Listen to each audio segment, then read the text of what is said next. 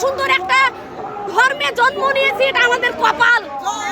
কারণ আমাদের ধর্মের মতো কোনো ধর্ম নাই। হিন্দু ধর্ম ত্যাগের ধর্ম। আমার নাম হচ্ছে রিক্তারা রিঙ্কি। আমি এই রংপুরেই পড়াশোনা করি বেগমরোকেয়া ন্যাশনাল ইউনিভার্সিটিতে। তো আমি এখানে এসেছি আমাদের হিন্দুদের, আমাদের সনাতনীদের ৮ দফা দাবির জন্য। হরে কৃষ্ণ। আপনারা আমাদের পিছনে থাকেন। জেলা স্কুলের কাছে আমার বাড়ি। আমার বড় দুঃখ আজ জেলা স্কুলে আমরা সমাবেশ করতে পারি না। আমাদের পরবর্তীতে যে কোনো সমস্যা হোক আমরা সবাই একসাথে লড়বো। আমরা একসাথে লড়তে চাই, আমরা জীবন দিতে চাই, তবু এদের সাথে আমরা কেন এদের ছাড়বো? আমাদের বাবা মাদের এত কিছু করেছে এতদিন থেকে, সম্পত্তি টাকা পয়সা যা যাবতীয়, আমরা কেন এদের ছাড়বো?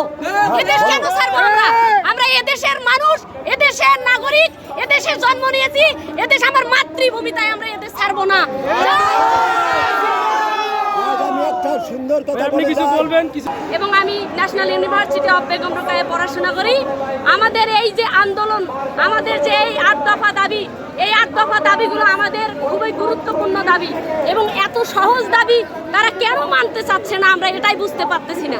তো আমরা যারা সনাতনী আছি, আমরা যারা হিন্দু সমাজের মানুষ আছি, আমরা সবাই একত্রিত হব। একসাথে কিভাবে এই দাবি আমরা মানব, সেটা আমাদের কি করতে হবে? একত্রিত হতে হবে।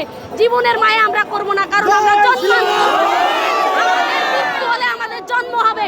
তাই আমরা কেউ কখনো ভয় করব না এবং পালিয়ে থাকার চেষ্টা করব না। কেন? আমাদের বাবা মারা কি যুদ্ধ করে নাই? আমার নিজের জেঠু, তিনি একজন মুক্তিযোদ্ধা, তিনি এখনো সেই যোদ্ধার ভাতা পায়। কেন আমরা এদের ছাড়বো? আমাদের কেন তারা এভাবে বলে যে আমরা সংখ্যালঘু?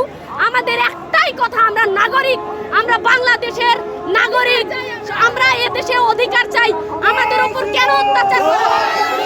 আমরা শুধু যে এই অ্যাম্বুলেন্স তা না, আমাদের যখন প্রধানমন্ত্রী ছিল তখন আমরা সুষ্ঠুভাবে দুর্গাপূজা উৎসব করতে পারি নাই। আমার চোখের দেখান্তে আমাদের গ্রামে যখন দুর্গাপূজা হয়, আমাদের কি করা হয়? আমাদের যখন রাতে 10টার এইদিকে অনুষ্ঠান শুরু হয়, তখনও আমাদের হুমকি দেয় যে কেন আপনারা অনুষ্ঠান করেন? কেন? আপনারা যদি অনুষ্ঠান করতে পারেন, আপনারা যদি সব কিছু করতে পারেন, আমরা কেন পারবো না? আমরা কি এদেশের নাগরিক না? হিন্দুদের একটি কথা বলতে চাই, এবং আমার মতো জেনারেশন যারা, আমরা বর্তমান জেনারেশন পড়াশোনা করতেছি, আমরা কেন ধর্মান্তরিত হই?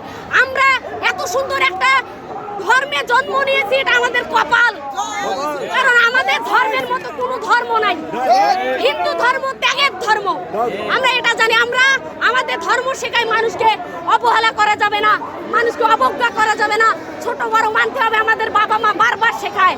তো সেই ধর্মে আমরা জন্ম নিয়ে আমরা যদি ধর্মান্তরিত হই, আমাদের মতো মহাপাপী আর এই পৃথিবীতে নাই। হরে কৃষ্ণ, হরে কৃষ্ণ।